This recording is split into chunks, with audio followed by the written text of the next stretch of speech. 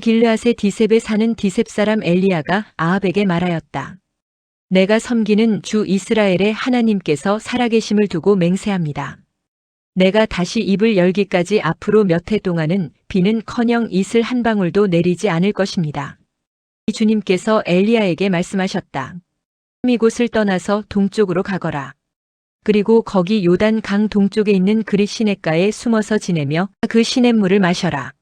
내가 까마귀에게 명하여서 내게 먹을 것을 날라다 주게 하겠다. 엘리야는 주님의 말씀대로 가서 그대로 하였다.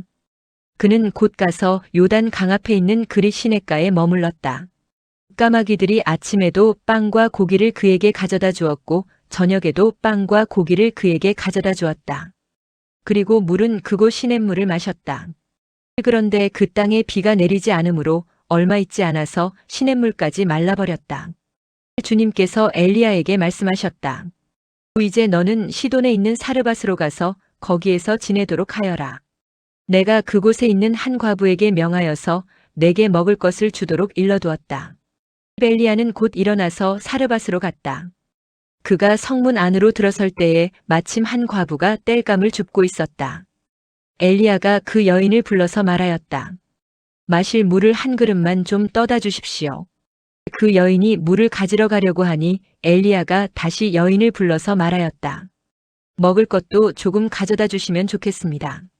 그 여인이 말하였다. 어른께서 섬기시는 주 하나님께서 살아계심을 두고 맹세합니다. 저에게는 빵 한 조각도 없습니다. 다만 뒤주에 밀가루가 한 줌 정도 그리고 병에 기름이 몇 방울 남아있을 뿐입니다. 보시다시피 저는 지금 땔감을 줍고 있습니다. 이것을 가지고 가서 저와 제 아들이 죽기 전에 마지막으로 남아있는 것을 모두 먹으려고 합니다. 엘리야가 그 여인에게 말하였다. 두려워하지 말고 가서 방금 말한 대로 하십시오. 그러나 음식을 만들어서 우선 나에게 먼저 가지고 오십시오. 그 뒤에 그대와 아들이 먹을 음식을 만들도록 하십시오. 주님께서 이 땅에 다시 비를 내려주실 때까지 그 뒤주의 밀가루가 떨어지지 않을 것이며 병의 기름이 마르지 않을 것이라고 주 이스라엘의 하나님께서 말씀하셨습니다. 그 여인은 가서 엘리야의 말대로 하였다.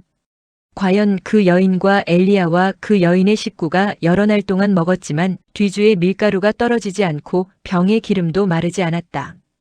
주님께서 엘리야를 시켜서 하신 주님의 말씀대로 되었다.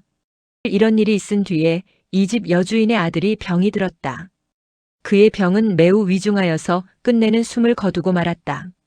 그러자 그 여인은 엘리야에게 이렇게 말하였다. 하나님의 사람이신 어른께서 저와 무슨 상관이 있다고 이렇게 저에게 오셔서 저의 죄를 기억나게 하시고 제 아들을 죽게 하십니까? 엘리야가 그 여인에게 아들을 달라고 하면서 그 여인의 품에서 그 아이를 받아 안고 자기가 머물고 있는 다락으로 올라갔다. 그리고 그를 자기의 침대 위에 뉘어놓고 주님께 부르짖었다. 주 나의 하나님, 어찌하여 내가 머물고 있는 이 집의 과부에게 이렇게 재앙을 내리시어 그 아들을 죽게 하십니까? 그는 그 아이의 몸 위에 3번이나 엎드려서 몸과 몸을 맞춘 다음 주님께 또 부르짖었다. 주 나의 하나님, 제발 이 아이의 호흡이 되돌아오게 하여 주십시오. 주님께서 엘리야가 부르짖는 소리를 들으시고 그 아이의 호흡을 되돌아오게 하여 주셔서 그 아이가 살아났다. 엘리야는 그 아이를 안고 다락에서 내려와서 아이를 돌려주면서 말하였다. 보시오, 아들이 살아났습니다. 그 여인이 엘리야에게 말하였다. 이제야 저는 어른이 바로 하나님의 사람이시라는 것과 어른이 하시는 말씀은 참으로 주님의 말씀이라는 것을 알았습니다.